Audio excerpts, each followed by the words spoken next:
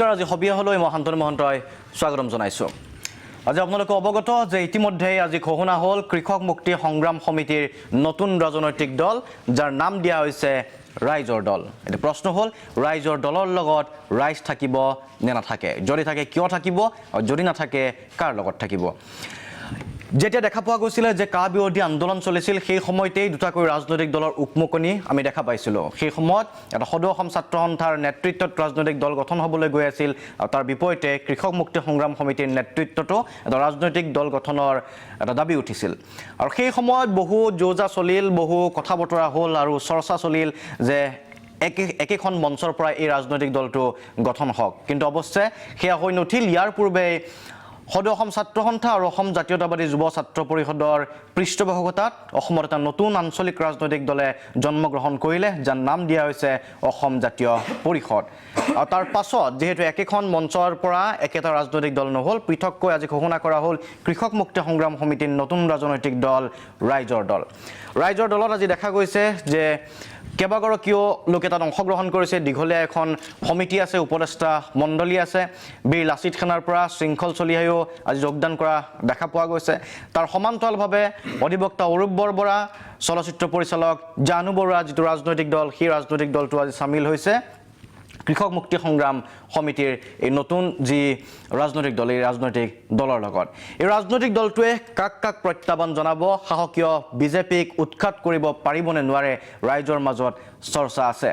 এই সম্পৰ্কে আমি কথা পাতিম বিজেপিৰ বাবে কিমান প্ৰত্যাহ্বান নতুন ৰাজনৈতিক দল সেই কথাটো জানিম আৰু ৰাইজৰ ওচৰত ৰাইজৰ দল যেতিয়া যাব কি লৈ যাব কি প্ৰতিশ্ৰুতি লৈ যাব মূল ইছ্যু কি হ'ব এই কথাবোৰ আলোচনা কৰিবলৈ চেষ্টা কৰিম ৰাইজৰ জ্ঞাতাৰ্থে জনোৱাৰ বাবে চেষ্টা কৰিম ষ্টুডিঅ'ত আমাৰ মাজত উপস্থিত আছে KMSS নেতা মানস কোঁৱৰ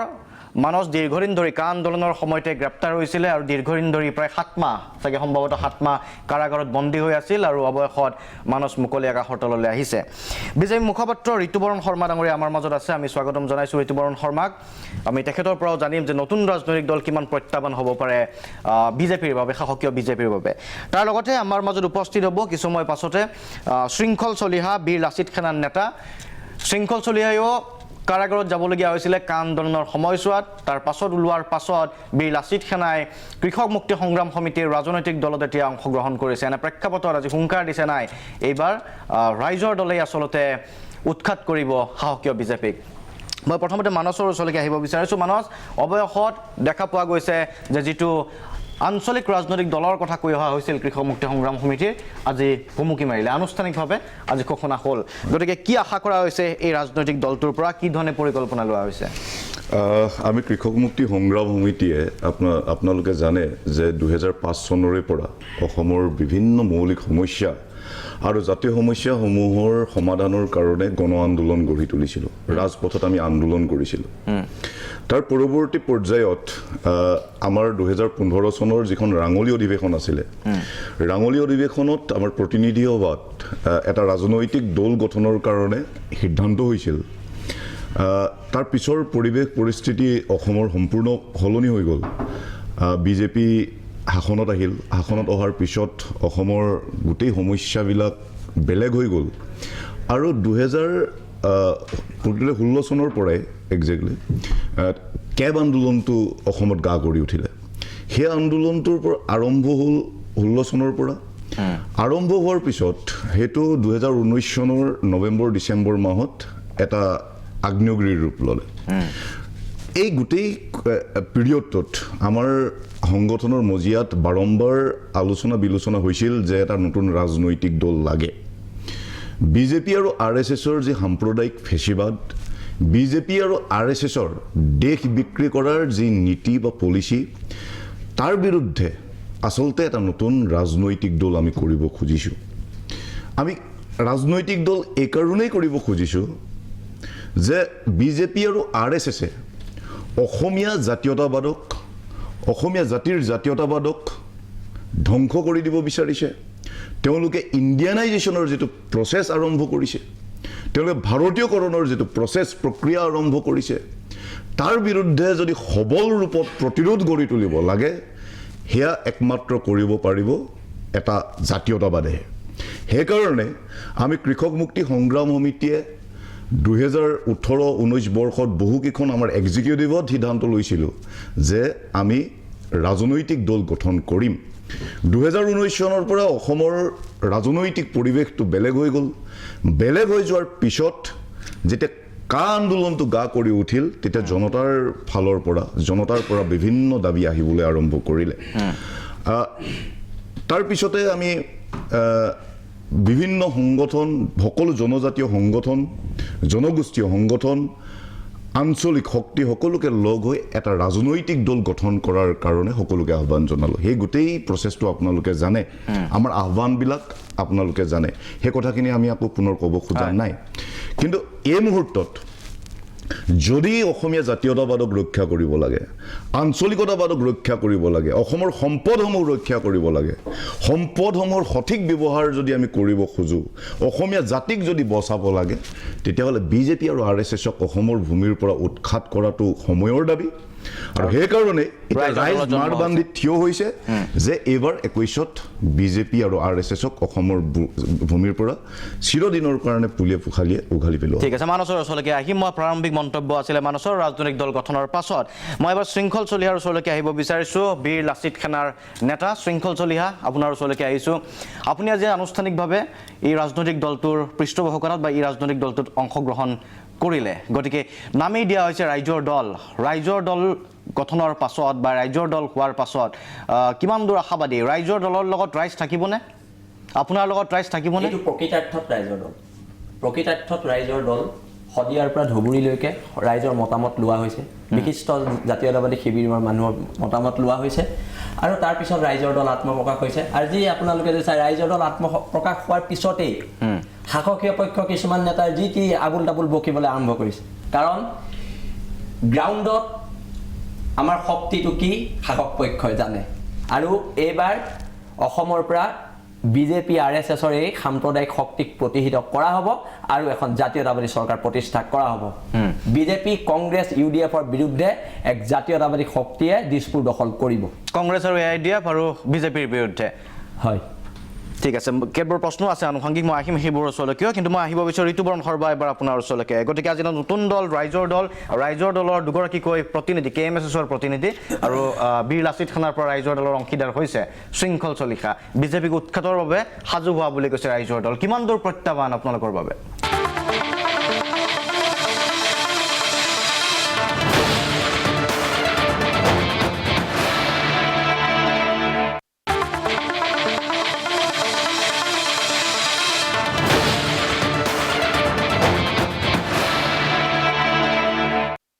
প্ৰথমে মই আজি ভূমিষ্ঠ হোৱা এই ৰাইজৰ দল যিহেতু পৰৱৰ্তী সময়ত আমি যিহেতু ৰাজনীতিত আছোঁ আৰু মত পাৰ্থক্য আদৰ্শ বেলেগ হ'লেও আমাৰ ৰাজনীতি সতীৰ্থ হ'ব গতিকে মই সেই দলটো আৰু দলৰ লগত জড়িত প্ৰত্যেকগৰাকী ব্যক্তিলৈকে মোৰ আন্তৰিক শুভেচ্ছা আৰু অভিনন্দন জ্ঞাপন কৰিছোঁ মই আজি তেখেতসকলৰ দল ঘোষণা হোৱাৰ পিছত এখন ঘোষণাপত্ৰ মই ক'ৰবাত দেখিলোঁ অলপমান চোৱাৰ মোৰ সৌভাগ্য হ'ল তাত আৰম্ভণিতে তেখেতসকলে উল্লেখ কৰিছিল যে এই দলটো গঠন কৰাৰ পৃষ্ঠভূমি কি তাত তেখেতসকলে লিখিছিল যে যেতিয়া কেব অনা হৈছিল 16 চনত কেব বাতিল কৰিবলৈ আমাৰ চৰকাৰখন বাধ্য হ'ল আন্দোলনৰ বাবে কিন্তু পৰৱৰ্তী সময়ত মানে গণ আন্দোলন হোৱাৰ স্বত্তেও কিন্তু 19ত এই কেবখন কালে গৃহীত হ'ল মই যিমান দূৰ জানো হয়তো তেখেতসকলৰ স্মৰণ কৰাই দিয়াৰ প্ৰয়োজন হ'ব বুলি ভাবিও কৈছোঁ 16 চনত কোনো আন্দোলনৰ কথা ইয়াত নাছিল কেবখন গৃহীত হোৱা নাছিল একমাত্ৰ এটা কাৰণত যেহেতু কেবখন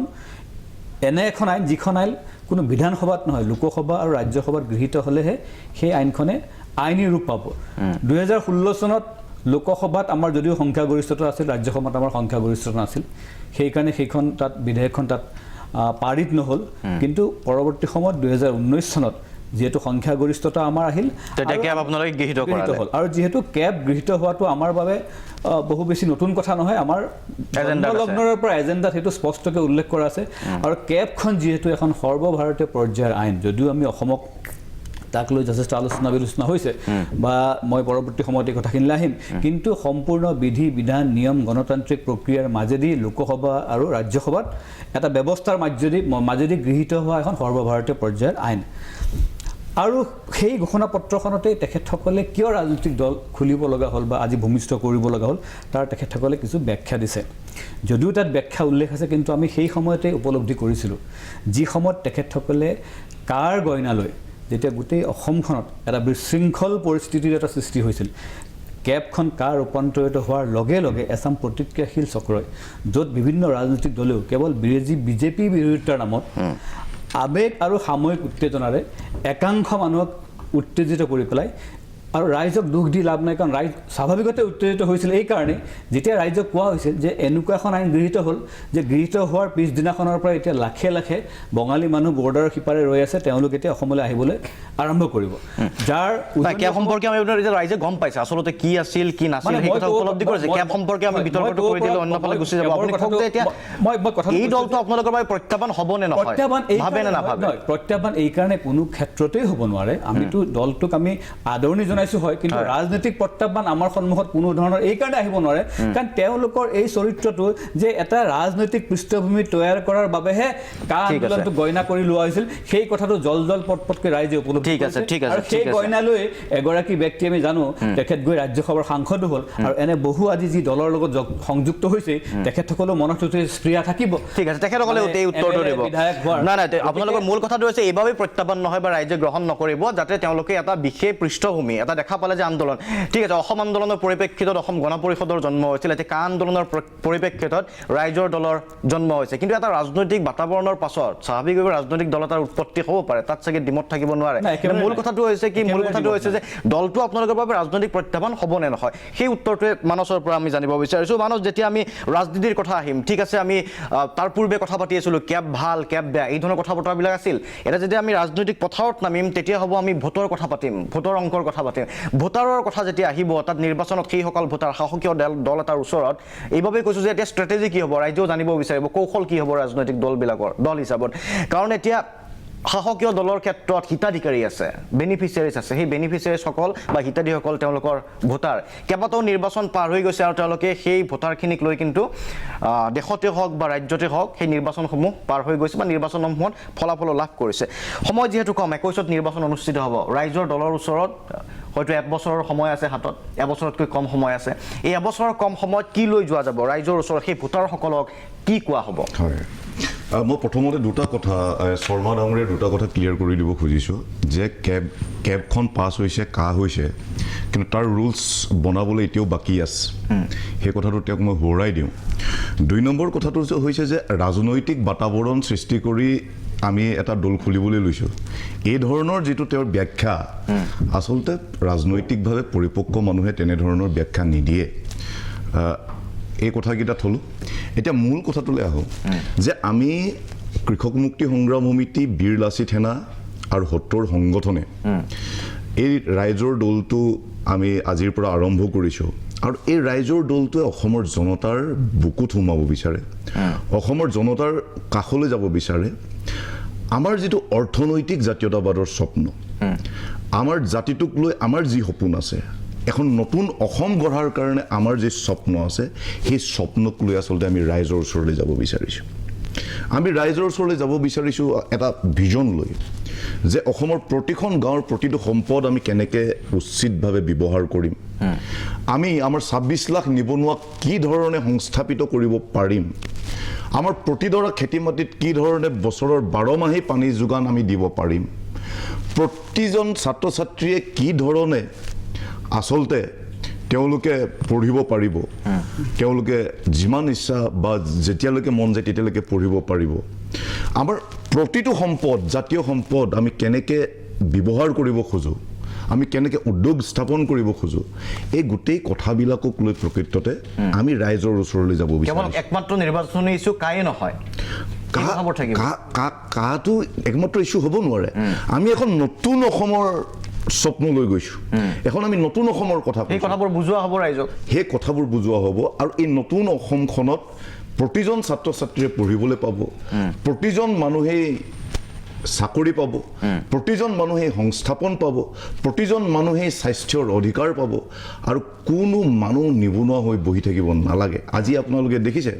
যে বিজেপি চৰকাৰখনৰ দিনত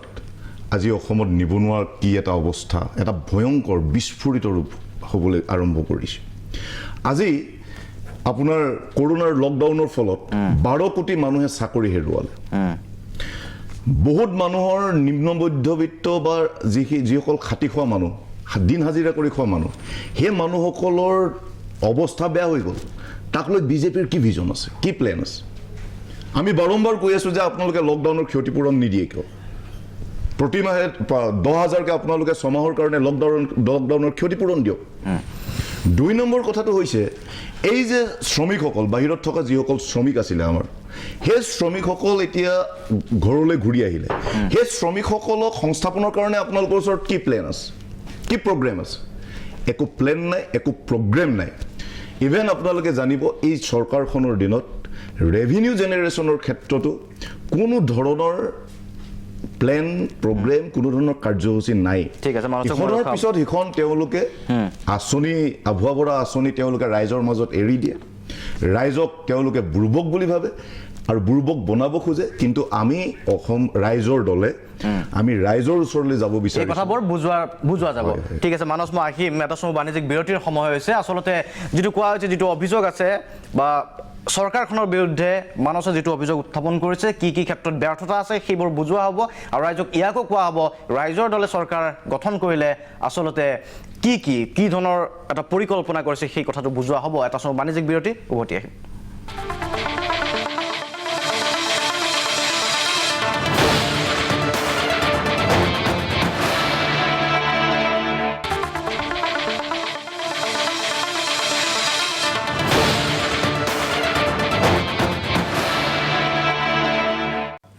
উভতি এই অনুষ্ঠানৰ পৰৱৰ্তী অংশলৈ আমি কথা পাতি আছোঁ কৃষক মুক্তি সংগ্ৰাম সমিতিৰ নতুন ৰাজনৈতিক দল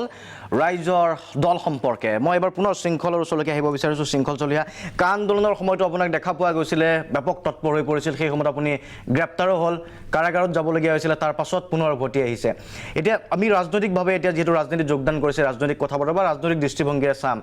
অসমত নিৰ্বাচনৰ প্ৰেক্ষাপটত আপুনি কৈছে যে এতিয়া কংগ্ৰেছৰ বিৰুদ্ধে যুঁজ হ'ব ইউডিএফৰ বিৰুদ্ধে যুঁজ হ'ব বিজেপিৰ বিৰুদ্ধে শত্ৰু তিনিওটা দলক কৈছে সমান্তৰালভাৱে আমি দেখা পাইছিলোঁ যে সদৌ অসম ছাত্ৰ সন্থাৰ নেতৃত্বত এটা দল এটা গঠন হ'ল অসম জাতীয়তা পৰিষদ যদি সমষ্টিয়ে প্ৰাৰ্থী আগবঢ়োৱা হয় আঞ্চলিকতাবাদ বিভক্ত নহ'বনে আপুনি কিন্তু আপোনাৰ সেই সময়ছোৱাত ভাষণৰ মাজে মাজে দুই এটা আপুনি কটাক্ষ কৰাও পৰিলক্ষিত হৈছিলে আছুক এতিয়া ৰাজনৈতিক মঞ্চত আহিছে তেনে প্ৰেক্ষাপটত কি ধৰণে ৰাজনীতিটো আগবাঢ়ি লৈ যোৱাটো বিচাৰে কাৰণ আপুনি এগৰাকী শক্তিশালী নেতা হ'ব এই দলটোৰ নহয় চব আছু হিচাপে আছুৰ জেগাত আছে অৰাজনৈতিক চৰিত্ৰ অক্ষুণ্ণ আছে কৃষক মুক্তি ৰাজনৈতিক চৰিত্ৰ অক্ষুণ্ণ আছে বি লাচিত সেনা অসমৰ অৰাজনৈতিক চৰিত্ৰ অক্ষুণ্ণ থাকিব কিন্তু ৰাজনৈতিকভাৱে এক আঞ্চলিক শক্তি হিচাপে জাতীয়তাবাদী শক্তি হিচাপে এজেপিৰ লগত লগ হোৱাত আমাৰ কোনো আপত্তি নাই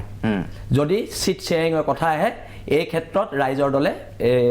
এই ক্ষেত্ৰত এৰাধৰা কৰিবলৈ সাজু আছো সেইটো মুকলি কথা কিন্তু অন্য কাৰোবাৰ লগত কংগ্ৰেছ বা ইউডিএফৰ লগত তেনেকুৱা কথা আহিব পাৰে কংগ্ৰেছ ইউডিএফৰ লগত বিজেপিৰ লগত এইবোৰ প্ৰশ্নই নাহে ঠিক একেদৰে মই একেটা কথাই আকৌ সুধিব বিচাৰিছোঁ যে এতিয়া ৰাইজৰ ওচৰত কি লৈ যোৱা হ'ব ৰাইজৰ ওচৰত যেটো কথা মানসে কৈছে এতিয়া কৰ্মসূচী প্ৰস্তুত হ'ব আজি দল গঠন হৈছে আমাৰ কাইলৈ পৰা বিভিন্ন কৰ্মসূচী প্ৰস্তুত হ'ব আমাৰো কিছুমান কৰ্মসূচী আছে কৃষক মুক্তিৰো আছে ঠিক এনেকৈ সংযুক্ত দলৰো আছে সত্ৰ সংগঠনৰো আছে সেই সকলোখিনি মিলি এক কমন মিনিমাম প্ৰগ্ৰেমত এখন অন্তৰ্ভুক্ত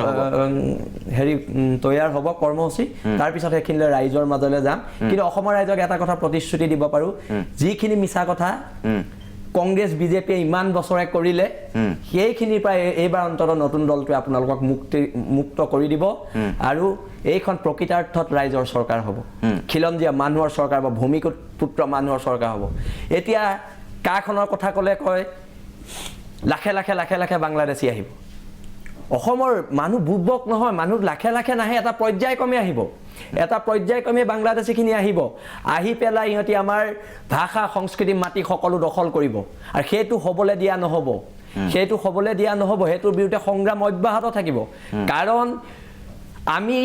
আজি অসমৰ মানুহক অসমৰ ৰাইজক আমি অৱগত কৰি দিছোঁ কাখন আমি ভাৰতবৰ্ষত কিন্তু আমি হেৰি কৰা নাই বিৰোধ কৰা নাই ভাৰতবৰ্ষত হোৱাত আমাৰ আপত্তি নাই কিন্তু অসমে 51 বা 71লৈকে আমি বুজা লৈ থৈছোঁ বুজা লোৱাৰ পিছত আৰু অলপ বাংলাদেশী আমাৰ লোৱাৰ কথা নাই কিন্তু যদি মোদী ইমান বেছি এক হিন্দু প্ৰেম দেখুৱাই গোটেইখিনি লৈ গৈ গুজৰাটত স্থাপন কৰি দিলে হয় তাত আমি সহায় কৰিম আমাৰ বিল আছে তেনে কেডাৰসকলে সহায় কৰিব কিন্তু অসমত দিয়াত আপত্তি আছে অসমত দিয়াত আপত্তি আছে বাকী আমাৰ ভাৰতৰ লগত কি কথা আছে ভাৰতত কা হয় কা নহয় আমাৰ কি কথা আছে আমাৰতো কথা নাই তাত কিন্তু অসমত হ'ব দিব নহ'ব এই প্ৰসংগত থাকিব কিমান শক্তিশালী উজনি অসমত বীৰ লাচিত সেনা কিমান শক্তিশালী সেইটো ৰাইজে জানে আপোনালোকে জানে উজনি অসমত আমি যথেষ্ট শক্তিশালী কৃষক মুক্তিও শক্তিশালী আৰু সংযুক্ত দলটো এতিয়া একলগ হোৱাৰ পাছত আৰু একলগ হোৱাৰ পিছততো বিজেপি হাৰিলে বুলি আপুনি উজনি অসমত ধৰি থওক এইটো তাত একো মানে দ্বিমতে নাই উজনি অসমত বিজেপি নস্যাত 4খন বা 5খন চিট পাব ঠিক আছে ঋতু বৰণ শৰ্মা উজনি অসমত বিজেপি এক প্ৰকাৰ নস্যাত 4 পৰা 5খন আসন পাব মই আজি ভূমিষ্ঠ হোৱা দলটোৰ মোৰ দুজন সতীৰ্থ বুলিয়ে কৈছোঁ ৰাজনৈতিক সতীৰ্থ ওচৰত আছে মই বৰ বেছিকৈ আজি সমালোচনা কৰাৰ মানে ইচ্ছা মোৰ নাই কাৰণ আজি তেখেতসকলে এটা পবিত্ৰ দিনত মহামানৱ মহাত্মা গান্ধীৰ জন্মদিনাখনৰ দিনাখনেই তেখেতসকলৰ দলটো ভূমিষ্ঠ হৈছে তথাপিতো মই দুটামান কথা নকৈ নোৱাৰোঁ কাৰণ কি হৈছে তেওঁলোকৰ দলটো ঘোষণা হোৱাৰ দিনাখনেই লাগিছে কাৰণ তেখেতসকলৰ মানে কেইবাগৰাকী উপদেষ্টাৰ মাজৰ এগৰাকী উপদেষ্টা বুলি আনুষ্ঠানিক ঘোষণা কৰাৰ পিছ মুহূৰ্তত উপদেষ্টাগৰাকীয়ে নিজে ঘোষণা কৰিব লগা হৈছে যে তেখেত সেই দলৰ উপদেষ্টা নহয় তেখেত কোনো দলৰ উপদেষ্টা হ'ব বিচৰা নাই গতিকে এনেকুৱা এটা গুৰুত্বপূৰ্ণ কথা এটা সেই দলটোৰ উপদেষ্টা যিগৰাকী তেওঁৰ নাম লওঁতেই তেওঁলোকে আৰম্ভণিতে উজুতি খাইছে আৰু মই ভাবিছোঁ নতুন দল নতুনকৈ আৰম্ভ কৰিছে গতিকে সৰু সুৰা ভুল ভ্ৰান্তি হ'ব পাৰে সেইটোত আমি বৰ বেছি গুৰুত্ব দিয়া নাই কিন্তু মই কেৱল আঙুলিয়াহে দিছোঁ আৰু এটা কথা মানে টেকনিকেল নহয় কিন্তু এটা উপদেষ্টা Hiren Gohain 1 number 2 number Nagen Saikia sir Nagen Saikia sir এখন দিছে এইখনতো স্পষ্টীকৰণ দিলে ভাল দিলে গতিকে মই সেইটো বেছিকৈ কিন্তু আপুনি মূল কথাটো আহিছোঁ মই কাৰণ এইবোৰ কথা ৰাইজক চাওক সৰু সৰু কথা কিন্তু এইবিলাকেই কাইলৈ ডাঙৰ হ'বগৈতো দ্বিতীয়তে হ'ল মোৰ কৃষক মুক্তি সংগ্ৰাম পৰিষদৰ সতীৰ্থজনে অথনি এটা বাক্য কৈ গৈছিল মোৰ কাণত সেইটো এতিয়াও বাজি আছে হয়তো তেখেতে বুজাব বেলেগ এটা বুজিছিল কিন্তু বিচাৰিছিল তেওঁ ক'লে যে বিজেপিয়ে ভাৰতীয়কৰণ কৰিছে আমি ভাৰতীয়কৰণৰ বিৰোধিতা কৰিছোঁ আৰে এখন সাৰ্বভৌমত্ব দেশ ভাৰতৰ অংশ ৰাজ্য আমি অসম ফেডাৰেল ষ্ট্ৰাকচাৰত আমি আছোঁ ভাৰতীয় সংবিধান মানি লৈ আপোনালোকে আজি ৰাজনৈতিক দল খুলিছে কাইলৈ ৰাজনৈতিক দল লৈ আপোনালোকে ৰাইজৰ ওচৰলৈ যাব আশা কৰোঁ ৰাইজৰ হৈ আপোনালোকে মাত মাতিব কাম কৰিব গতিকে ভাৰতীয়কৰণৰ বিৰোধিতা কৰিছোঁ বুলি কৈ পেলাই মই নাজানো তেওঁলোকে মই ক'বৰ কাৰণে কৈছোঁ যে তেখেতসকলে পাকিস্তানকৰণ বা বাংলাদেশীকৰণৰ কথা যদি ভাবিছে মই নাজানো নিশ্চয় ভাবা নাই সিমান দূৰলৈ মই তেখেতসকলক সন্দেহ কৰা নাই কিন্তু মই কথাটো উনিকি আহিছোঁ যে এই ধৰণৰ কথা বতৰাই কিন্তু ৰাইজৰ মনত বিভ্ৰান্তি সৃষ্টি কৰিব দ্বিতীয়তে এটা কথা মই তেখেতসকলৰ ভাল পাইছোঁ যে এতিয়া যেহেতু তেখেতসকলে ৰাজনৈতিক দল খুলিলে আৰু ৰাইজৰ সন্মুখত তেখেতসকল যাব লাগিব আপুনি সুধিছিল কি লৈ যাব কি বিষয় লৈ যাব তেওঁলোকৰ ৰাজনৈতিক দল খোলাৰ পৃষ্ঠভূমিতে কিন্তু অকল এটা বিষয় আছিল কা আৰু যেহেতু মই অথনিও উল্লেখ কৰিছোঁ এতিয়াও আকৌ কওঁ যেহেতু সাংসদ আৰু লোকসভা আৰু ৰাজ্যসভাত সম্পূৰ্ণ বিধি ব্যৱস্থাৰ মাজেদি গৃহীত হোৱা কাক কোনো এখন ৰাজ্য চৰকাৰে মানে বিধানসভাত সেইখন বাতিল কৰিব নোৱাৰে সেই কথা তেখেতসকলেও জানে অসমৰ ৰাইজেও জানে তৎসত্ত্বেও তেখেতসকলে কাৰ গইনা লৈ পেলাই কেৱল এক সাময়িক উত্তেজনা আৰু আৱেগৰ সৃষ্টি কৰি এই যে ৰাজনৈতিক দল যে তেখেতসকলে কৰিব ক্ষমতাৰ অংশীদাৰ হোৱাৰ তেখেতসকলৰ যি স্পৃহা সেইটো তেখেতসকলে প্ৰকাশ কৰিছে তাত মোৰ ক'বলগীয়া কোনো অধিকাৰ তেখেতসকলৰ আছে মই আন এটা কথা ক'ব বিচাৰিছোঁ যে এতিয়া তেখেতসকলে আচল কথাবিলাক ক'বলৈ আৰম্ভ কৰিছে জনসাধাৰণৰ যিবোৰ মৌলিক সমস্যা সেই মৌলিক সমস্যাবিলাক সমাধানৰ ক্ষেত্ৰত কেন্দ্ৰত নৰেন্দ্ৰ মোদী ডাঙৰীয়াৰ নেতৃত্বত 2014ত পৰৱৰ্তী সময়ত তাতোকৈ বেছি মেণ্ডেটেৰে আমি 2019ত পুনৰ ক্ষমতালৈ আহিলোঁ অসমত 2016 চনত আৰু এখেতসকলে যে কৈ থাকে যে ৰাইজ আমাৰ লগত আছে ৰাইজে আমাক মানে সমৰ্থন দিব বিজেপিক উৎখাত কৰিব তেখেতেতো চিট দিয়েই দিলে শৃংখল ডাঙৰীয়াই যে 4খনতে আমি সীমাবদ্ধ থাকিম এতিয়া তেখেতসকলে কোনখিনি ৰাইজক বুজাব বিচাৰিছে মই নাজানো 2014 চনত ঐতিহাসিক সিদ্ধান্তেৰে কেন্দ্ৰত চৰকাৰ গঠন কৰা অসমত যি ভোটাৰ সেইখিনি ক'ৰ ৰাইজ 16 সৰ্বানন্দ সোণোৱালক যেতিয়া আমি মানে চৰকাৰ অধিষ্ঠিত ইতিহাস সৃষ্টি কৰি প্ৰথমবাৰৰ বাবে একক সংখ্যাগৰিষ্ঠতাৰে আমি চৰকাৰ গঠন কৰিবলৈ সক্ষম হ'লোঁ তাৰ পৰৱৰ্তী অৱস্থাত অসমত হোৱা প্ৰত্যেকটো নিৰ্বাচনত সি লাগিলে কাউন্সিলৰ নিৰ্বাচনেই হওক পঞ্চায়ত নিৰ্বাচনেই হওক পৌৰসভা নিৰ্বাচনেই হওক বিভিন্ন সময়ত হোৱা উপ নিৰ্বাচনসমূহে হওক সেই নিৰ্বাচনসমূহত গণতান্ত্ৰিকভাৱে যিসকল ৰাইজে আমাক ভোট দিছে সেই ৰাইজটো অসমবাসী ৰাইজে সেই ৰাইজটো কোনো পশ্চিমবংগ বিহাৰৰ পৰা অহা ৰাইজ নহয় গতিকে কেৱল ৰাইজৰ নাম লৈ পেলাই কেৱল এক সাময়িক উত্তেজনাৰ সৃষ্টি কৰি তেখেতসকলে এটা পৰিৱেশ এটা নিৰ্মাণ কৰিব পাৰে সেই পৰিৱেশত কিন্তু যিটো আমাৰ বিনষ্ট হ'ল সেই কাৰ সময়ত গুৱাহাটীৰ কথা মনত পেলাওক মোৰ নিজৰ মনত পেলাবলৈ বেয়া লাগে মই সেই পৰ্যায়লৈ যাব বিচৰা নাই আজি এনেকুৱা এটা পৰ্যায় পাইছিল যে আমাৰ অসমীয়াৰ মান অভিমান সন্মান কলাক্ষেত্ৰত গৈ পেলাই শৰাই হওক মানে আন্দোলনটো আছিল এটা অন্য ধৰণৰ প্ৰসংগ আছে ঠিক আছে মই এটা কিন্তু আপুনি ৰিজৱান শৰ্মা ডাঙৰীয়া যেহেতু ৰাজনৈতিক কথা বতৰাবিলাক তেখেতসকলেও কৈছে কিন্তু এটা কথা ঠিক আছে সংখ্যাগৰিষ্ঠতা লাভ কৰি চৰকাৰ গঠন কৰা হ'ল বিজেপিয়ে চৰকাৰ গঠন কৰিছিল কিন্তু যদি আপোনালোকৰ ভোট শ্বেয়াৰ চাই তেতিয়া দেখা পোৱা গৈছিল যে বিৰোধী একত্ৰিত বিৰোধী নাছিল বাৰু কিন্তু বিৰোধীৰ হাততে গৰিষ্ঠ সংখ্যক ভোট আছিলে কংগ্ৰেছৰ ওচৰত 31% ভোট আছে আপোনালোকৰ ওচৰত আছিল জাতীয়তাবাদী বহুত ভোট এজিপিৰ বহুত ভোট আপোনালোকৰ তাত আছিল বা এজিপিও আপোনালোকৰ সহযোগী দল হিচাপত আছিল এই যেটো আঞ্চলিক ভোট আঞ্চলিক লোকৰ ভোট এই ভোটখিনি যিখিনি এজিপিত আছিল আৰু সঁচাকৈ যদি এই আঞ্চলিক দল দুটাই সিট শেয়াৰ কৰে মই এজিপি অসম জাতীয়তা পৰিষদৰ কথাও কৈছো লগতে এই আমাৰ আজি ৰাইজৰ দল আৰু এই দলটো এই দুটা দলে মিলি যদি আঞ্চলিকতাবাদৰ সেই ভোটখিনি লৈ যায় বিজেপিৰ ক্ষতি হ'ব পাৰে বুলি ভাবে নে নাভাবে আপুনি বৰ্তমান অসমবাসী ৰাইজ ৰাজনৈতিকভাৱে যথেষ্ট পৰিপক্ক যেতিয়া ভোট যুদ্ধত আমি নামিম ৰাইজে কিন্তু কথাবিলাক ঠিকই অনুধাৱন কৰিছে আৰু কৰিব আৰু ৰাইজক আমি যিসকলৰ হোৱা নাই আমি পৰৱৰ্তী সময়ত যেতিয়া নিৰ্বাচন যুঁজত যাম ৰাইজৰ সন্মুখত কথাবিলাক ৰাখিম আঞ্চলিক দলক আমি সদায় আদৰণি জনাইছোঁ আৰু আমি এতিয়াও ভাবো যে কাৰণ বিজেপিৰ সহযোগী দল আঞ্চলিক দলে অসমৰ প্ৰতিনিধিত্ব কৰা আঞ্চলিক দলক কৰিব নোৱাৰিব মই সেইকাৰণে কৈছো যে অসমক প্ৰতিনিধিত্ব কৰা আঞ্চলিক সত্তাটোই আছিল কি প্ৰথম অৱস্থাত অসম গণ পৰিষদ ঠিক তেনেকৈ বড়োভূমিত আমি ধৰি লৈছো বিপিএফ গতিকে আমি যোৱাবাৰ নিৰ্বাচনতে যিটো ৰামধেনু কথা কৈছিলো তাত সেই বিভিন্ন জেগাৰ আঞ্চলিক শক্তিসমূহ লগত ৰখা কথাই কৈছিলো আৰু সেইসকলৰ সহায়তহে আমি ক্ষমতালৈ আহিছিলো এইবাৰ কিন্তু এই ৰামধেনু বিপিএফৰ লগত অলপ আপোনালোকৰ সংঘাতৰ কথা কোৱা হৈছে পৰৱৰ্তী সময়ত যদি দুৰ্বল হৈ যায় তেতিয়া এই ৰামধেনুত কিন্তু কোনোবাখিনি ভাঙি যাব পাৰে কিন্তু মই কৈ লওঁ মই অকণমান কৈ লওঁ ঠিক আছে খুব চমকৈ কৈ লওঁ এতিয়া অসমবাসী ৰাইজৰ কথাটো মই আনিছিলোঁ সেইকাৰণে ৰাইজ পৰিপক্ক যে এই ৰাজনৈতিক দলে কিন্তু যদি আওপকীয়াকৈ যদি ক্ষতি কৰে তেতিয়াহ'লে অসমবাসীৰ কেনেকৈ ক্ষতি কৰিব পাৰে আপুনি যিটো কথা ক'লে যে যোৱাবাৰ নিৰ্বাচনত আমি সকলো মিলিও আমি একক সংখ্যা মানে 50%ৰ ওপৰত আমি যাব পৰা নাছিলোঁ অসমৰ যিটো এতিয়া জনবিন্যাস ৰাজনৈতিক বিন্যাস কংগ্ৰেছ ইউডিএফৰ মিত্ৰতাৰ পিছত আমি যিমানেই নকওঁ কিয় অসমত এনেকুৱা বহু চিট আছে যিকেইটা চিটত বিজেপি হওক বা আজি জন্ম হোৱা আঞ্চলিক দলেই হওক বা অন্য দলেই হওক সেইবোৰ চিট আৰু জিকাৰ এতিয়া সেই সুবিধাজনক স্থিতিত আমি নাই সম্পূৰ্ণ ধৰ্মীয় মেৰুকৰণৰ দ্বাৰা এক মৌলবাদী মানে শক্তিৰ যি ধৰণে তাত থিতাপি পুতি ল'লে মই যিখিনি কথা বুজাব বিচাৰিছোঁ ৰাইজে নিশ্চয় বুজি পাইছে মই আৰু বেছিকৈ বহুল ঠিক আছে আপুনি গতিকে সেই সময়ত এতিয়া অসমবাসী ৰাইজে ভোট বিভাজনৰ দ্বাৰা কোনো ক্ষেত্ৰতে সাম্প্ৰদায়িক কংগ্ৰেছ আৰু ইউডিএফক শক্তিশালী হোৱাটো কেতিয়াও নিবিচাৰিব তেখেতসকলক চৰকাৰৰ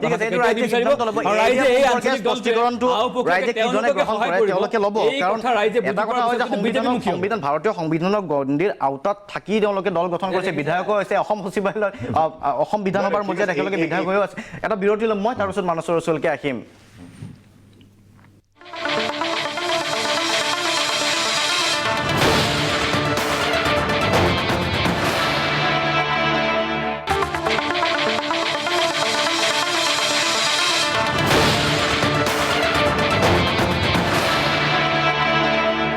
উভতি আহিছোঁ অনুষ্ঠানৰ পৰৱৰ্তী অংশলৈ আমি কথা পাতি আছোঁ অসমৰ নতুন আঞ্চলিক ৰাজনৈতিক দল ৰাইজৰ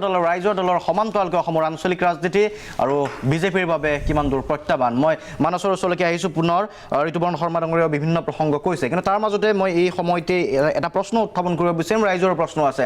কৃষক মুক্তি সংগ্ৰাম সমিতিৰ নেতা অখিল গগৈ এতিয়াও কাৰাবন্দী গতিকে কাৰাগাৰৰ পৰা এই ৰাজনৈতিক দলটোত কি ধৰণে অংশগ্ৰহণ কৰিব বা কাৰাগাৰৰ পৰাই যদিও কাৰাগাৰত বন্দী হৈ থাকে এইবাৰ নিৰ্বাচনত অৱতীৰ্ণ হ'ব নেকি অখিল গগৈ ৰাইজেও জানিব বিচাৰে সেই কথাটো ঠিক আছে মই প্ৰথমতে ঋতুপৰ্ণ শৰ্মা ডাঙৰীয়াৰ প্ৰশ্নকেইটা উত্তৰ দি ল'ব খুজিছোঁ প্ৰথম কথাটো হ'ল যে তেওঁ কৈছে যে এইফালে এআইইউডিএফ আৰু কংগ্ৰেছে পলাৰাইজ কৰিছে সেইকাৰণে বিজেপিয়ে সেইফালে পলাৰাইজ কৰিব তাৰ মানে তেওঁলোকে ধৰ্মক লৈ আগবাঢ়ি যাব খোজে ধৰ্মীয় মতান্ধতাক লৈ আগবাঢ়ি যাব খোজে তেওঁলোকৰ হিন্দুত্ববাদী আদৰ্শক লৈ আগবাঢ়ি যাব খোজে আমি অসমীয়া জাতিৰ জাতীয়তাবাদক লৈ আগবাঢ়ি যাব খোজোঁ আমি অৰ্থনৈতিক জাতীয়তাবাদক লৈ আগবাঢ়ি যাব খোজোঁ তেওঁলোকৰ কাৰণে নিৰ্বাচনী ইছ্যু হ'ল যে এআইইউডিএফে যদি আমাৰ মিয়া মুছলমান অধ্যুষিত বা মুছলিম অধ্যুষিত অঞ্চলত পলাৰাইজ কৰে তেতিয়াহ'লে বিজেপিয়ে এইফালে উজনি অসমৰ ফালে পলাৰাইজ কৰিব গতিকে তেওঁলোকৰ এজেণ্ডাটো ক্লিয়াৰ এতিয়া তেওঁলোকৰ কোনো প্লেন প্ৰগ্ৰেম কোনো একো বস্তুৱেই নাই তেওঁলোকৰ এটাই বস্তু আছে সেইটো হ'ল ধৰ্মীয় যিটো আৱেগ আৰু সেই ধৰ্মীয় আৱেগৰ দ্বাৰা সমাজখন তেওঁলোকে পলাৰাইজ কৰিব খুজিছে হিন্দু আৰু মুছলমানৰ মাজত ভাগ কৰি ইলেকশ্যন খেলিব খুজিছে যিটো আমি ৰাইজৰ দলে কেতিয়াও হ'বলৈ দিব নোৱাৰোঁ বিজেপি আৰু আৰএছএছৰ লগত আমাৰ যি আদৰ্শগত যুদ্ধ আছে সেয়াও চলি থাকিব আমাৰ কৃষক মুক্তি সংগ্ৰাম সমিতিৰ লগতে তেওঁলোকৰ যিটো ধৰ্মীয় মেৰুকৰণৰ দ্বাৰা নিৰ্বাচন খেলাৰ যিটো তেওঁলোকৰ ইচ্ছা সেইটোক বাধা দিবলৈ আমি অৰ্থনৈতিক জাতীয়তাবাদক আমাৰ অৰ্থনৈতিক প্লেন প্ৰগ্ৰেমবিলাকক লৈ আমি মানুহৰ সমস্যাবিলাক কেনেকৈ সমাধান কৰিব পাৰোঁ সেই প্লেন প্ৰগ্ৰেমবিলাকক লৈ আমি আগবাঢ়ি যাম 2 নম্বৰ কথা তেওঁ ক'লে যে সৰ্বানন্দ সোণোৱালক বা মোদীক সমৰ্থন কৰাসকল ৰাইজ নহয় নেকি মই ঋতুপৰ্ণ শৰ্মা ডাঙৰীয়াক কৈ থ'ব খোজোঁ যে তেওঁলোকে যোৱাটো ইলেকশ্যনত মাত্ৰ 35% ভোট শ্বেয়াৰ লৈ ইলেকশ্যন জিকিছিলে ইমান ধোৰ পিছতো তাৰ মানে 35%ৰ বিপৰীতে আপুনি চাওক 65%-এ হয় আপোনালোকৰ বেয়া পাইছে হয় আপোনালোকক ভোট দিয়া নাই আৰু আপোনালোকৰ বিৰুদ্ধে ভোট দিছে গতিকে ৰাইজ মানে কেৱল 35% নহয় ৰাইজ মানে সকলো এই 65% আছে 3 নম্বৰ যেটো কথা 3 নম্বৰ কথাটো হ'ল যে মই যে ভাৰতীয়কৰণৰ যেটো কথা ক'লো আসলতে মই হিন্দুৱাইজেশ্যনৰ তেওঁলোকৰ যেটো প্ৰচেছ আৰু তাতে ফেডাৰেলিজমৰ যেটো আমাৰ সপোন বা ৰাজনৈতিকভাৱে আমি ফেডাৰেল হোৱাৰ যেটো কথা সেই কথাটো আসলতে অলপ বৰ্ণনা কৰি দিব লাগিব প্ৰথম কথাটো হ'ল মই আৰম্ভণিতে কৈছিলোঁ যে ভাৰতৰ বৰ্তমান চলি থকা যেটো হিন্দুত্ববাদী ৰাষ্ট্ৰীয়তাবাদ সেই ৰাষ্ট্ৰীয়তাবাদে অসমীয়া জাতীয়তাবাদক ধ্বংস কৰি পেলাবলৈ লৈছে আপোনালোকে দেখিলে এজিপিৰ অৱস্থা কি কৰি পেলালে মানে বিজেপি য'ত যায় তেওঁলোকে সৰু সৰু যিবিলাক আঞ্চলিক দল আছে সৰু সৰু ৰাজ্যৰ যিবিলাক ৰিজনেল পাৰ্টি থাকে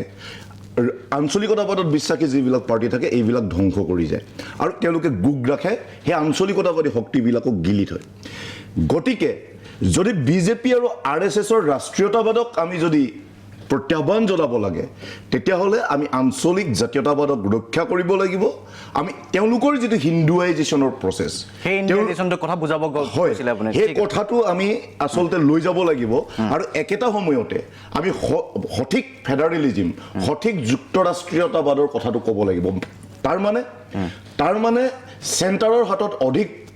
সুবিধা নহয় চেণ্টাৰৰ হাতত অধিক পাৱাৰ নহয় সেই পাৱাৰ থাকিব লাগিব ৰাজ্য চৰকাৰৰ হাতত ক্ষমতাটো বিকেন্দ্ৰীকৰণ লাগিব ক্ষমতাৰ সম্পূৰ্ণ বিকেন্দ্ৰীকৰণ হ'ব লাগিব আৰু সেই কাৰণে আমি যেটো নতুন দল গঠন কৰিছোঁ ৰাইজৰ দল আমি মূলতঃ আঞ্চলিকতাবাদ ধৰ্মনিৰপেক্ষতা যুক্তৰাষ্ট্ৰীয়তাবাদ ইনক্লুচিভনেছ আৰু বিজ্ঞানসন্মত মানসিকতা এই ভিত্তিত আসলে নতুন দলটো গঠন কৰিছোঁ আৰু সেই দলটো গঠন কৰি আমি ট্ৰু ফেডাৰেলিজমৰ কাৰণে প্ৰকৃত যুক্তৰাষ্ট্ৰীয়তাবাদৰ কাৰণে যুদ্ধ কৰিবলৈ আমি বিধানসভা আৰু সংসদক এখন সংগ্ৰামৰ মঞ্চৰূপে গঢ়ি তুলিব খুজিছোঁ আমি এখন সংগ্ৰামৰ মঞ্চৰূপে বিধানসভা আৰু সংসদক তুলি ধৰিব বিচাৰিছোঁ আৰু সেই কাৰণে ৰাইজৰ স্বপ্নবিলাক ৰাইজৰ সপোনবিলাক অসমীয়া জাতিৰ 80-90 দশকৰ যিবিলাক স্বপ্ন অসমীয়া জাতিৰ আত্মনিয়ন্ত্ৰণৰ অধিকাৰক লৈ যিবিলাক স্বপ্ন বা সপোন সেই সপোনবিলাকক লৈ আসলতে আমি আগুৱাই যাব খুজিছোঁ আৰু ইয়াত আমি বিজেপি আৰু আৰএছএছক প্ৰত্যাহ্বান জনাবই লাগিব ঠিক আছে মানস শেষত এই প্ৰশ্নটোৰ উত্তৰ বিচাৰিছোঁ মই অখিল গগৈ সম্পৰ্কত ৰাইজত যেটো জানিবলগীয়া আছে এইবাৰ যেহেতু কেএমএছএছৰ নেতৃত্বত অখিল গগৈ দীৰ্ঘদিন ধৰি আছে আৰু সেইবাবে এই ৰাজনৈতিক ৰাইজৰ দলতো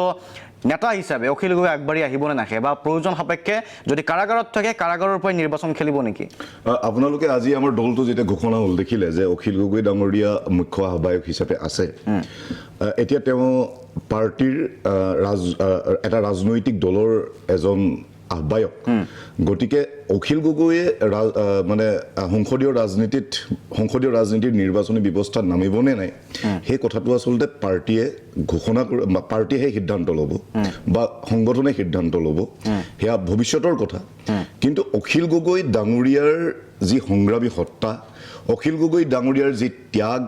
অখিল গগৈ ডাঙৰীয়াৰ যি এতিয়া অখিল গগৈ ডাঙৰীয়া এটা অনুষ্ঠান হৈ পৰিল ৰাজনৈতিক দলটো যদি কাৰাগাৰত থাকে সংসদীয় ৰাজনীতিত অংশ যদি নলয় কিন্তু তেখেতে এই দলটোৰ পৃষ্ঠপোষকতাত কৰি থাকিব আৰু এই সিদ্ধান্ত পাৰ্টি আৰু সংগঠনে ল'ব ঠিক আছে মই শৃংখল চলি আৰু চলকে যাম কিন্তু ঋতুপৰ্ণ শৰ্মা আপুনি ক'ব বিচাৰিছিলে মাজতে মই কৃষক মুক্তি সংগ্ৰাম পৰিষদৰ সতীৰ্থগৰাকী যিখিনি কথা ক'লে তেখেতে এটা কথা উচিতভাৱে কৈছে যে 80-90 দশকৰ অসমীয়া মানুহৰ যিখিনি মনৰ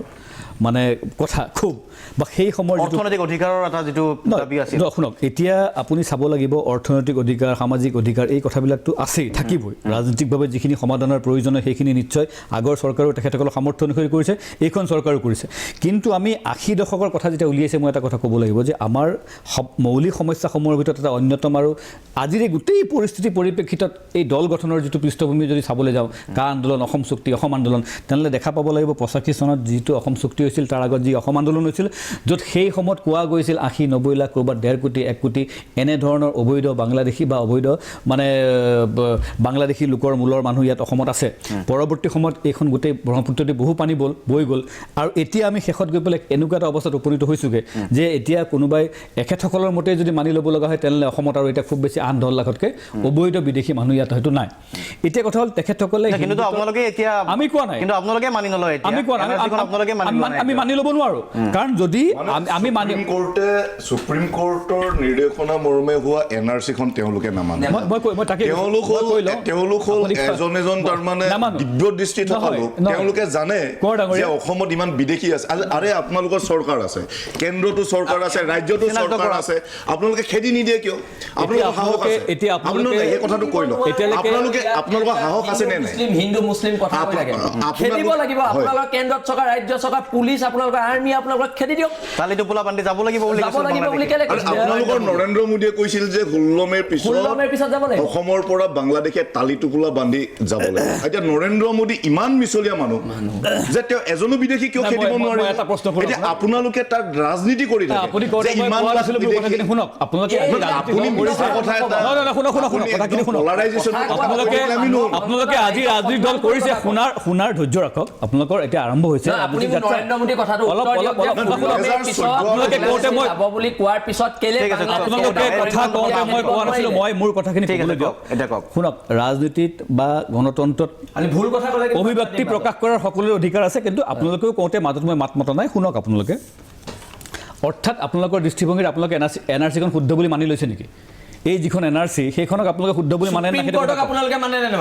সুপ্ৰিম কোৰ্টে কেৱল নিৰ্দেশনা দিছিল সুপ্ৰিম কোৰ্টৰ গাইডলাইনত NRC প্ৰক্ৰিয়া সম্পূৰ্ণ হৈছিল কিন্তু সুপ্ৰিম কোৰ্টৰ NRC প্ৰক্ৰিয়াত যি আখুৱা থাকি গ'ল সেই আখুৱাৰ দ্বাৰা যিখন NRC ওলাল তাত যি সংখ্যা ওলাল সেই সংখ্যালৈ আমি কোনো পদ্ধতি আমি সন্তুষ্ট নহয় মানি ল'ব নোৱাৰো সেই সংখ্যা যদি মানি ল'ব লাগে তেতিয়াহ'লে শেষত গৈ পেলাই অসমত কেৱল 7-8 লাখ মানে বাংলাদেশী থাকিব সেই কথাটো আপুনি ক'লে আমি কৰা নাই সুপ্ৰিম কোৰ্টে তত্ত্বাৱধানত চৰকাৰে চৰকাৰী মানে আপোনালোকে এতিয়া অবৈধ বাংলাদেশী আপোনালোকে এতিয়া বাংলাদেশী খেদক খেদিম আমিও খেদিম আপোনালোকে নেখেদে অবৈধ বাংলাদেশী মুছলমানৰ মোহত আপোনালোকে এটা সমৰ্থন কৰে কাজিৰঙাত অবৈধ বাংলাদেশী উচ্ছেদ কৰোঁতে আপোনালোকে অখিল গগৈ ডাঙৰীয়া সমৰ্থন কৰে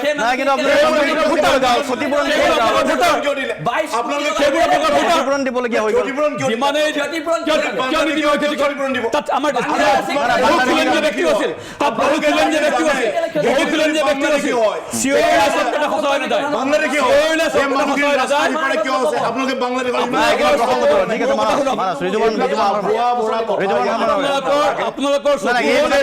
এটা কথা নহয়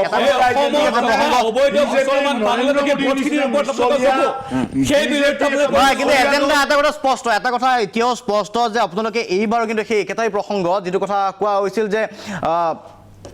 শৰাইঘাটৰ শেষখনৰ কথাটো যেতিয়া আছিল আজমল বদৰুদ্দিন আজমল অসমৰ মুখ্যমন্ত্ৰী হ'ব শৰাইঘাটৰ শেষ এই কথাটো কিন্তু এই এজেণ্ডাটো এইবাৰো অসমৰ ৰাইজৰ নিৰ্বাচনী ইছ্যু এইবাৰো থাকিব বিজেপিৰ এইবাৰো থাকিব আৰু অসমৰ ৰাইজে অসমৰ ৰাইজে সিদ্ধান্ত ল'ব অসমৰ ৰাইজে সিদ্ধান্ত ল'ব যে আচলতে এই কথাটোত মত পোষণ কৰে নে নকৰে শিলাদিত্য আমাৰ কাৰণে ইমান হানিকাৰক নহয়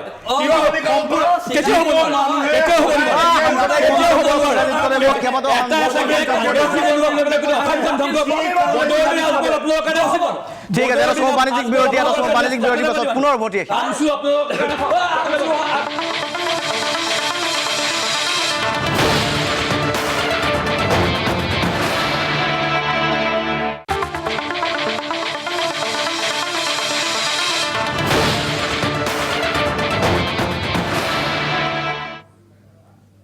উভতি আহিছোঁ অনুষ্ঠানৰ শেষ অংশলৈ। আমি কথা পাতি আছিলোঁ নতুন ৰাজনৈতিক দল, ৰাইজৰ দল, অসমৰ আঞ্চলিকতাবাদৰ ভৱিষ্যত, বিজেপিৰ বাবে প্ৰত্যাহ্বান এই সম্পৰ্কে। সময় কম আছে, গতিকে মই অন্য প্ৰসংগৰ অৱতাৰণা নকৰোঁ। মানস কোঁৱৰ, শেষৰটো মন্তব্য খুব চমুকৈ 1-1.5 মিনিটৰ ভিতৰত। আমি আচলতে অসমখনক এখন নতুন অসম ৰূপে চাব খোজোঁ, অসমৰ মৌলিক সমস্যাসমূহ সমাধান কৰিব খোজোঁ, অসমৰ প্ৰতিটো সম্পদ সঠিকভাৱে ব্যৱহাৰ কৰিব খোজোঁ আৰু অসমৰ নিবনুৱা সমস্যাৰ পৰা আৰম্ভ কৰি আমাৰ নতুন জেনেৰেশ্যনটোৰ যিমান সমস্যা আছে এই সমস্যাবিলাকক লৈ এটা ক্ৰিয়েটিভ ভিজন লৈ আমি আগবাঢ়ি যাব খোজোঁ। গতিকে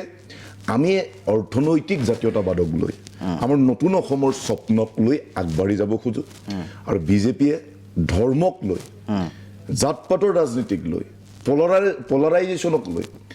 আগবাঢ়ি যাব খোজে। গতিকে আমি অসমীয়া জাতীয়তাবাদে, অসমৰ অৰ্থনৈতিক জাতীয়তাবাদে বিজেপিৰ মান্ধাত্তা কলীয়া জাবৰ সদৃশ হিন্দুত্ববাদক প্ৰতিৰোধ কৰিব লাগিব। ঠিক আছে, ধন্যবাদ। খুব কম সময়ৰ ভিতৰতে খুব স্পষ্ট হৈ গৈছে যে বিজেপিৰ ধৰ্মীয় মেৰুকৰণৰ ৰাজনীতিৰ বিৰুদ্ধে অৰ্থনৈতিক জাতীয়তাবাদেৰে আগবাঢ়িব ৰাইজৰ দল। চমুকৈ হয় আপুনি। মানে সঁচা সদায় অপ্ৰিয় হয় আৰু অপ্ৰিয় কেতিয়াও কোনেও শুনিব নিবিচাৰে। গতিকে মই অলপ আগত কিছু বক্তব্য ৰাখোঁতে মোৰ ঠিক আছে, এতিয়াও আপুনি কম সময় পাব। মোক যথেষ্ট বাধা দিছে, মই বেয়া পোৱা নাই, কিন্তু যিহেতু ৰাজনীতিত আহিছে তেখেতসকলৰ সেই ধৈৰ্যটো আৰু থকাটো দৰকাৰ বুলি মই ভাবোঁ। পৰৱৰ্তী সময়ত এটা কথা কোঁৱৰ ডাঙৰীয়াই বাৰে বাৰে কথাটো উনুকিয়াইছে যে তেখেতে হিন্দুত্ববাদক বিৰোধ কৰি পেলাই কথাবিলাক কোৱা যেন মোক লাগিল। বিজেপিৰ হিন্দুত্ববাদ আৰু তেওঁ হিন্দুত্ববাদটোকেই এতিয়া তেখেতৰ দৃষ্টিভংগীত হিন্দুত্ববাদ যদি কোনোবা এটা বেলেগ ধৰ্মক তোষামোদ কৰা বুজায় তেনেহ'লে মই সেইটো নাজানো। মোৰ হিন্দুত্ববাদে মোৰ কথাটো এনেকৈ বুজায়। সুপ্ৰিম কোৰ্টেও এটা প্ৰসংগত তেওঁ উল্লেখ কৰিছিল, সুপ্ৰিম কোৰ্টে উল্লেখ কৰিছিল যে হিন্দুত্ব কি? হিন্দুত্ব কোনো ঠেক গণ্ডিৰ সাম্প্ৰদায়িকতা নহয়, ই ভাৰতৰ ৰাষ্ট্ৰীয়ত্ব। গতিকে হিন্দুত্বতে আমাৰ অসমৰো আঞ্চলিকতাবাদ, অসমৰো সংস্কৃতি, অসমৰো সভ্যতা সংস্কৃতি এই ভাৰতৰ এই ৰাষ্ট্ৰীয়তাবাদ তথা হিন্দুত্ববাদত সমাহিত হৈ আছে। গতিকে এই কথা আমি যদি স্পষ্টকৈ উপলব্ধি কৰোঁ ভাল, অন্যথা তেখেতসকলৰ ওপৰতো কিন্তু সেই এটা বিশেষ ধৰ্মীয় গোষ্ঠীক তোষামোদ কৰাৰ যিটো দুখ, সেই দুখ কিন্তু তেখেতসকলৰ গাতো আহি পৰিবই। ৰাইজে কিন্তু এইবিলাক কথা প্ৰত্যাখ্যান কৰিব আৰু ৰাইজে সময়ত ইয়াৰ বিচাৰ ল'ব। ঠিক আছে, শৃংখল চলিয়া প্ৰাকমুহূৰ্তত এইবিলাক কথা নিশ্চয়কৈ গুৰুত্ব পাব। কোনো ধৰ্মীয় মেৰুকৰণৰ কথা অহা নাই, বাস্তৱ কথাবিলাকে আমি ক'ব লাগিব। ঠিক আছে, শৃংখল চলিয়া শেষৰ মন্তব্য। চব দেই, মই এতিয়া গোটেই কথাখিনি কৈছোঁ। আমাক কৈছে আমি আমচুৰ লগত আছোঁ, বিজেপিয়ে। আমচুৰ প্ৰতিষ্ঠাপকজন যোৱাকালি বিজেপিত জইন কৰিছে। গড় চিকাৰীয়ে বোলে বিজেপিত জইন কৰিবলৈ চেষ্টা কৰিছে। এইখন অসমত বিজেপিয়ে কেৱল মাত্ৰ হিন্দু আৰু মুছলমানৰ বাবে বেলেগ কথা ক'ব নোৱাৰে। কাৰণ কি আজি নিবনুৱাৰ কথা ক'ব পাৰিব? নোৱাৰে। এয়াৰপৰ্টটো সেইদিনা বিকি দিলে, সৌতে সম্পদ বিকি শেষ কৰি দিছে। আদানীক দিছে, এয়াৰপৰ্ট বিক্ৰী কৰি দিছে। দিল্লী, বম্বে এয়াৰপৰ্ট কেতিয়াবা কংগ্ৰেছে দিলে চলাবলৈ বিক্ৰী কৰিছে।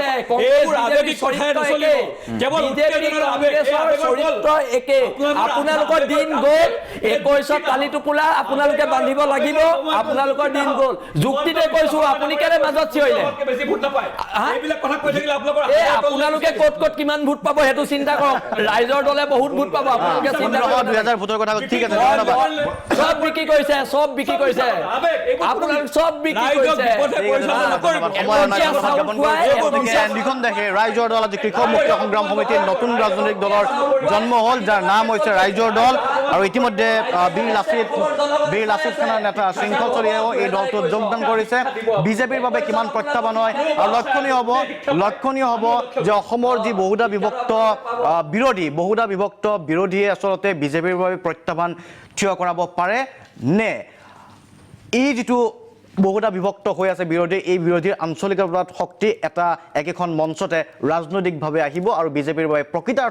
প্ৰকৃতাৰ্থত কিমান দূৰ প্ৰত্যাহ্বান হয় তাৰ ওপৰত অসমৰ ৰাইজে নজৰ ৰাখিব। ইয়াৰ লগে লগে আজি সবিয়াহৰ পৰা শান্তনু মহন্ত বিদায় লৈছোঁ। ধন্যবাদ।